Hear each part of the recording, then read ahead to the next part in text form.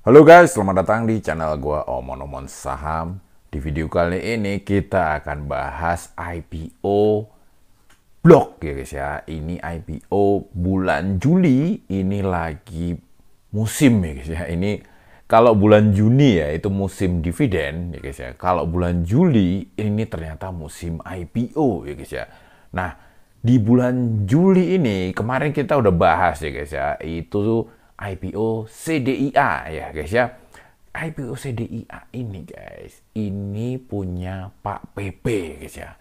Nah sekarang yang mau kita bahas ini punya konglomerat juga guys. Ini punyanya Joko Susanto guys ya. Ini bukan kaleng-kaleng juga guys ya, mirip-mirip dengan Pak PP ini guys ya. Kalau Pak PP itu lebih fokus ke ini guys ya, perkembangan harga ya, capital gain ya dari saham-sahamnya Pak PP itu rata-rata multi bagger semua ya guys ya. Jadi bisa mendapatkan keuntungan yang sangat besar dari capital gain-nya guys. Kalau Pak Joko Susanto ini sama-sama konglomerat, tetapi beliau ini perusahaan-perusahaannya ini rata-rata tuh suka bagi dividen guys ya. Jadi kalau lo suka dividen reinvest, lo masuk di IPO-nya perusahaannya milik Joko Susanto ini itu udah merupakan keputusan yang tepat gitu loh guys ya, kalau menurut gua ya guys ya. Ya salah satu hal ya guys ya, gua kalau invest itu nomor satu yang gua lihat itu adalah orang-orang di baliknya gitu loh guys ya, orang-orang di baliknya IPO ini gitu guys ya. Kalau orang-orangnya ampas ya tentunya sahamnya juga ampas. Kalau orang-orangnya ini orang-orang yang bisa dipercaya ya guys ya, punya integritas ya tentunya sahamnya nanti juga bisa bagus gitu loh guys ya. Nah guys, di bulan Juli ini tuh rombongan nih guys ya, ada PMUI, Mary ya. Ini punya Mary Riana, ini PT Mary Riana guys ya. Terus ada cek ya, ini nanti kita akan lihat-lihat dulu guys ya. Seperti yang lo ketahui ya, Bang Omon itu tidak ikut semua IPO guys. Ya, karena banyak ampas gitu loh guys ya. Nggak semua IPO itu bagus, banyak ampas gitu guys ya. Lo mungkin udah yang sering ikut IPO, udah pernah ngerasain nyangkut di IPO gitu loh guys ya. Itu rasanya menyakitkan gitu guys ya. Makanya kita itu IPO jangan ikut semua gitu guys ya. Jadi harus dipilih-pilih. Tapi khusus untuk blok ini sama si CDIA itu menurut Bang Omon itu adalah IPO yang sudah pilihan gitu guys ya. Itu sudah sangat prospeknya sangat bagus gitu guys ya. Tapi tentunya disclaimer on ya, lu yang mencet pesan IPO lu, yang dapat bagger lu, yang kayanya juga lu, resikonya tentunya juga lu tanggung sendiri gitu loh guys ya. Jadi semuanya sudah dewasa di sini ya guys ya. Jangan lu yang mencet IPO, lu pesen, lu bagger, lu ketawa ketiwi, tapi ketika lu boncos, lu nyalahin gua gitu guys ya, atau nyalahin siapapun ya. Tidak ada salah-salahan karena kita semuanya sudah dewasa ya guys ya. Disclaimer on ya. Semuanya tentunya harus dianalisa lebih lanjut gitu guys ya. Oke, lanjut guys ya. Kita coba lihat si blok ini apa ya bisnisnya, namanya kok lucu ya. Ya ini goblok. Mungkin ini maksudnya ini mungkin dulu ya cerita asal usul nama ini adalah mungkin driver ya, driver atau karyawan dari PT ini ya, Trimitra Transpersada ini mungkin melakukan kesalahan gitu loh guys ya. Lalu dimaki oleh ownernya, goblok kamu. Akhirnya perusahaannya namanya Blok gitu loh guys ya. Tentunya itu hanyalah karangan Bang Omon ya guys ya. Oke, jadi ini usahanya itu transportasi dan logistik ya guys ya. Subsektornya logistik dan delivery. Jadi ini perusahaannya masuk ke sektor transportasi. Bisnisnya ini guys ya, jasa angkutan dan pergudangan nih guys ya, melalui entitas anak ya. Oke, ini penyediaan layanan transportasi darat ya guys ya, dan manajemen pergudangan ya untuk segmen B2B ya. Didirikan tahun 2009 ya, udah lama juga nih guys ya.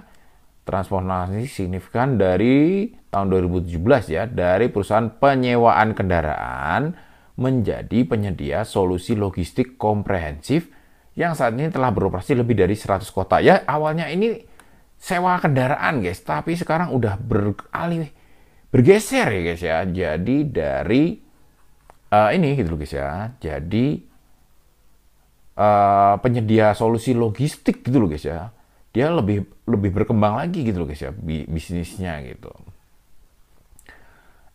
Dia itu mempunyai di bawah merek Bilog ya, Bilog dengan fokus pada segmen bisnis utama, jasa transportasi logistik dan manajemen pergudangan yang dikelola melalui entitas anak PT Simpan Sini Aja ya. Ini bisnisnya jasa ya guys ya. Ini bisnis jasa ini biasanya sih harusnya sih ini gitu guys ya. Harusnya sih oke guys ya. Harusnya cukup survival, tingkat survivabilitas atau tingkat apa namanya kelangsungan hidupnya ini bagus gitu loh guys ya. Nggak harusnya sih oke gitu guys ya.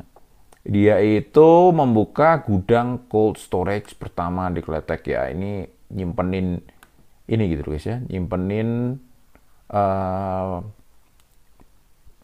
kulkas gitu guys ya. Punya kulkas dia nih. Gudang cold storage ya. Penyimpanan dingin ya. Dia itu penyimpanan dingin ya. Penyimpanan dingin, jasanya itu penyimpanan pembekuan gitu loh guys ya. Jadi disimpan-simpan di gudangnya dia ini. Juga memberikan jasa layanan logistik terintegrasi yang menyediakan total solusi ya. Unit kendaraan, pengemudi, manajemen transportasi, dan teknologi sistem informasi kepada pelanggan B2B ya. Jadi ini pelanggannya itu bukan retail guys, bukan retail. Maksud gua ini kalau lo kerja di company pasti tahu lah ya istilah retail. Tapi kalau lo nggak kerja di company, maksud gua retail ini dia tidak melayani orang per orang gitu loh guys ya. Jadi tidak melayani eceran, dia ini bisnisnya B2B guys. Jadi dia yang dia layani ini perusahaan lain gitu guys ya. Seperti itu gitu. Jadi tidak mencari, tidak melayani apa namanya orang-orang per orang kayak kita gitu guys ya. Jadi tidak mengurusin orang-orang kayak kita gitu guys ya. Tapi dia ngurusinya bisnis gitu guys ya. Nah guys, oke, kita ke prospektus ya guys ya. Kita ke prospektus. Ini guys, ini kurang gede atau enggak ya? Gua gedein lagi guys ya, biar mantap. Nah, ini masa penawaran awal itu 23 Juni. Ini barengan sama CDIA nih guys ya. Ini listingnya juga sama nih tanggal 8 nih guys. Ini bareng-bareng semua ini. Ini harus nyediain modal nih guys. Kita harus nyediain modal nih. Jadi swing-swingnya Bang Omon-Omon ini yang sekarang lagi pada floating profit ini ya, ini nanti harus dijual dulu nih guys ya, karena ini kemarin sudah pada masuk ya. Tapi untungnya pada floating profit guys, jadi nggak usah khawatir, bisa dijual sewaktu-waktu gitu guys ya. Kalau udah floating profit itu nggak ada masalah, kita jual sewaktu-waktu gitu loh guys ya. Karena ini menarik semua nih guys ya, dan kita butuh modal yang cukup besar gitu untuk bisa mendapatkan pembagian yang cukup gitu guys ya. Tapi tetap tentu saja nanti pembagiannya tetap kecil guys ya. Dan Bang Omon-Omon udah di video CDIA udah gue jelasin ya. Bang Omon-Omon itu pakai beberapa ID ya. Salah satunya ID-nya istrinya Bang Omon-Omon ya. Tapi kalau lu mau dapat penjatahan yang banyak ya gitu caranya guys. Lu harus punya banyak ID gitu guys ya. Titip-titip gitu loh guys ya. Titip-titip. Nah oke guys, ini nanti sesudah split ya, sesudah IPO itu kepemilikannya jadi kayak gini ya, 50% Sigmantara ya sebelumnya. Kalau sebelumnya itu Sigmantara 60% ya, 35 itu 2 mitra, terus sisanya Wiraguna. Nah nanti sesudah itu ini jadi 50%, Wiraguna 2 mitra ini jadi 29%, Wiraguna itu 3%, masyarakat itu 16% ya guys ya. Agak gede ya porsi masyarakatnya. Nah, ini tentunya hari pertama rada-rada agak-agak tantangan ya guys ya untuk ARA ya guys ya.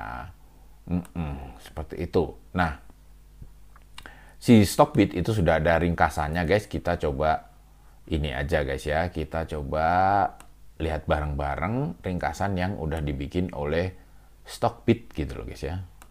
Nah ini guys ya, di Stockbit itu udah ada ringkasan guys yang bantu kita untuk bisa lebih mudah lagi ya untuk melihat si bloknya. Oke, next ini logistik terintegrasi ya, jasa angkutan darat dan gudang. Ini tadi ya udah kita lihat. Bisnis pergudangan itu dijalankan anak usahanya PT Simpan Sini aja. Jadi udah punya anak perusahaan nih guys ya. Ini terus mengoperasikan bisnisnya di bawah brand Blok lebih dari 100 kota ya. Dengan armada 3.000 kendaraan. Wah, ini nggak kaleng-kaleng guys, 3.000 kendaraannya guys. Pemegang saham pengendali adalah Sigmantara Alfindo ya, Alfa Corp ya. Ini juga merupakan pengendali Alvaria Trijaya ya, AMRT ya. Nah, nanti gua kasih lihat ya guys ya, bagaimana perkembangan AMRT ini gitu guys ya. Ini underwriternya guys ya. Nah, gue selalu bilang guys ya, kalau hari pertama itu dan hari kedua, hari ketiga ARA itu tuh yang ngendaliin si underwriternya gitu guys. Tapi tentunya ini blok ini ada yang spesial guys ya. Nanti kita akan bahas selanjutnya guys ya. Jadi blok ini bukan masalah hari pertama, hari kedua, hari ketiga ARA guys, tapi ini itu potensinya good gitu loh guys ya. Nanti gua jelasin lah guys ya. Lo jangan skip dulu guys, jangan buru-buru skip dulu guys ya. Lo mau cuan ya itu sabar dengerin ya guys ya. Ini si underwriternya ini dulu di Beli itu 0% ya, kagak ARA.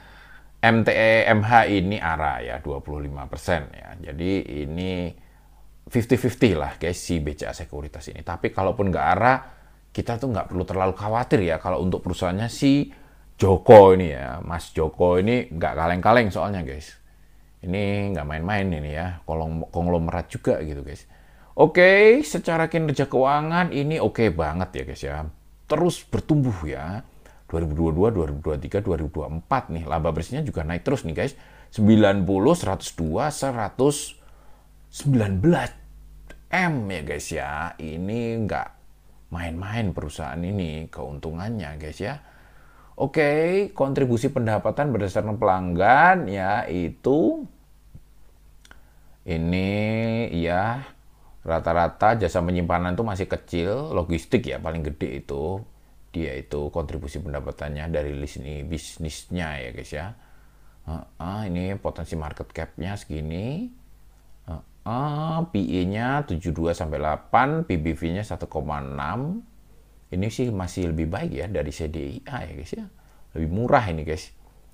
Ini rencana ini IPO-nya, alokasi dana ini guys ya. Nah, ini alokasi dana ini untuk bisnis semua ya, setoran modal ya. PT Simpan Sini aja membiayai pembangunan 3 gudang pendingin ya. Ini buat 3 gudang pendingin di Tangerang, Pontianak, Makassar. Wah, ini jangkauannya luas ini guys, si blok ini ya. Pembelian sekitar 75 sampai 100 unit kendaraan light truck. Nah, ini mantap guys. Ini penggunaan IPO-nya itu bukan buat bayar utang tapi untuk pengembangan bisnis guys. Ini bagus guys ini. Gue yakin sih ini nggak main-main guys si blok ini guys ya. Nah guys, sebelum kita melihat latar belakang dan perusahaan-perusahaan punya Joko Susanto, kita lihat dulu hitung-hitungannya guys ya. Apakah perusahaan ini IPO-nya murah atau mahal guys. Nah, kita lihat guys ya. Jadi modal si blok ini itu 387 M ya. Dia itu lembarnya 3 miliar ya. 3 miliar 300 juta. Jadi book value-nya itu per lembar 114 ya aslinya ya guys ya. EPS-nya itu guys, itu 33 ya kalau dari laba 2024. Nah guys, di komitmen ini guys, di komitmen prospektus, perusahaan ini itu berkomitmen untuk membagikan laba ya guys ya.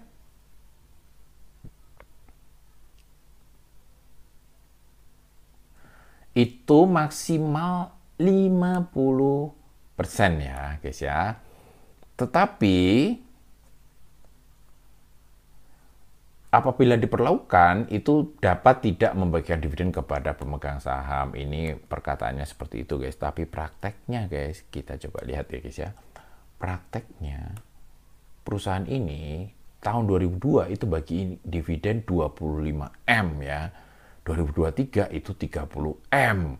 2024 itu 99 M ya. Jadi 25, 30, 99. Lo simpulin sendirilah, ini berarti perusahaan ini royal apa kagak gitu guys ya. Ngomongnya 50%, tapi 2024 itu bagiin 99 M dari 100, berapa tadi ya? 100 ini ya. 111 ya. Ini gede ya guys ya. Dia bagiin itu hampir 100% guys. Hampir 100% nih guys ya. 89% ya, tapi tentunya ini karena tidak ada masyarakat ya. 100% ini pengendalinya masih ownernya gitu guys ya. PT-PT yang ada di atasnya itu masih PT-PT-nya milik pengendali. Jadi memang dividennya hampir 100% dibagiin gitu guys. Tapi nanti di akhir kita akan lihat gitu guys ya, perusahaan-perusahaan si Joko ini, Susanto ini memang royal gitu guys ya, bagi dividen gitu guys ya. Ini guys ya, ini jadi guys, histori dividennya itu, kalau dia sesuai dengan prospektus tadi, dia hanya 50%, 2024, potensi yieldnya itu cuma 17 ya. Tetapi prakteknya dia itu membagiin 89, ini 30 guys per lembar. Ya, kalau 30 per lembar ya, itu artinya yieldnya itu kalau dia harga pembukaan di 270 ya, di maksimal, biasanya sih di maksimal ya guys ya, itu dapat 10% ya guys ya. Dividennya gede banget ini guys ya. Ini gede banget ya. Dan 2024 ini udah dibagiin ya. Jadi lu nanti kalau ikut IPO, lu nunggu dividennya jangan tahun 2025, lu akan gigit jari, nanti lu kecewa ya. Ini nggak akan bagi ya 2025. Dia nanti akan bagi itu 2026 ya. Jadi yang 2024 ini ya 111 M ini udah dibagiin guys ya. Jadi lo jangan ngarep gitu loh guys ya. Udah dibagiin. Jadi kita ngarepinnya nanti gitu loh guys ya. 2025 ini mudah-mudahan ya, kalau ngelihat kinerjanya tadi ya, 2022, 2023, 2024 itu terus bertumbuh gitu loh guys ya. Terus bertumbuh labanya, harusnya tahun 2025 juga tumbuh gitu guys ya. Nah ini guys ya, skenario jika ini ARB ya, jadi turun ke 203, lalu ke 152 ya. Kalau misalnya dia itu di harga open, itu PBV-nya segini ya, PE-nya 8 ya. Yield-nya itu potensinya di 6% ya, kalau sesuai dengan ini ya, sesuai dengan potensi dividen 50%, tetapi prakteknya dia itu historinya membagikan itu 10% ya yieldnya ya. Karena dia membagikannya itu 30 ya guys ya. Nah guys, ini kita tidak tahu ya guys ya, apakah dia benar arah sampai hari ke-7 ya guys ya. Ini hanyalah simulasi aja ya, karena dia harga di atas 200, tentunya arahnya sudah di 25% ya. Kemungkinan di 338 ya. Kemungkinan ini tidak akan sampai ke 7 ya guys ya, mungkin di beda dengan perusahaan-perusahaan Pak PP. Perusahaan-perusahaan Pak PP itu udah benar-benar dipercaya investor gitu loh guys ya. Mereka benar-benar pengen ngerubah nasib di perusahaan-perusahaan Pak PP gitu. Kalau ini guys, ini itu kemungkinan ya di arah ketiga ini bisa mulai sideways ya guys ya. Tapi tentunya nggak ada masalah guys ya, karena perusahaan-perusahaan Pak Joko Susanto ini juga perusahaan-perusahaan yang fundamentalnya cukup bagus dan rutin bagi dividen ya. Kayak gitu. Harga wajarnya ini 292 ya. Kalaupun dia opening di harga maksimum 270, itu masih di bawah harga wajar. Artinya ini guys, IPO ini itu murah gitu loh guys ya, dibandingkan dengan misalnya ya CDIA yang barengan ya. Itu harga wajarnya 108, kemungkinan open di 190, sudah jauh di atas harga wajarnya gitu loh guys ya. Jadi blok ini lebih bagus ya dari segi harga ya dibandingkan dengan CDIA, tetapi ya kita tahu sendirilah perusahaan-perusahaan Pak PP itu benar-benar hebat-hebat semua gitu loh guys ya, secara perkembangan harga gitu guys ya. Nah guys, kita tadi ngomongin ini adalah perusahaan milik si Joko ya, Joko Susanto. Nah kita coba cek histori perusahaan-perusahaan milik si Joko ini gitu guys ya. Oke, kita cek AMRT guys. Nah guys, AMRT ini dari IPO itu sudah memberikan yield 5.550% guys ya. Dan harganya sudah naik 2.220. ini sudah bikin lu kaya kalau lu ikut IPO si AMRT ini gitu loh guys ya. Yang lain itu MIDI ya, MIDI ini kurang sukses ya. Ini di 361 ya, 700% ya. Ini masih biasa-biasa saja ya guys ya. 700% selama ini ya guys ya, selama 14 tahun, 15 tahun ya, ini biasa aja ya. Kalau di AMRT-nya ya, AMRT ini lebih ekstrim ya guys ya. Ini dengan rentang 2009 ya, 2009 itu berarti 16 tahun ya, 16 tahun itu sudah berkembang 5.000% ya guys ya. Tentunya ini ya, ini berarti perusahaan-perusahaannya si Pak Joko nih, si Mas Joko ini cukup oke ya guys ya. Nah, kalau masalah dividen guys, ini ya perusahaan-perusahaan si Joko ini kayak gini loh guys ya. Oh, ini si AMRT ya, ini AMRT ini dari awal juga selalu bagi dividen ya, meskipun kecil-kecil, tapi akhir-akhir ini juga dividennya lumayan ya, bahkan di ini gitu guys ya. Lumayan lah guys ya, dia itu di 34 dan dividennya terus bertumbuh gitu loh guys ya. Awal-awal kecil tapi lama-lama terus tumbuh gitu loh guys ya. Dividennya si AMRT ini, Alfamart ini ya. Kalau di MIDI juga ini juga masih rajin gitu guys ya bagi dividen ya. Meskipun dia ini kecil-kecil banget sih ya guys ya. Bahkan di 3 tahun terakhir ini memang kecil-kecil banget ya, turun terus ya dividennya ya. Makanya harganya juga dia nggak berkembang ya si MIDI ini dibandingkan dengan AMRT ya guys ya.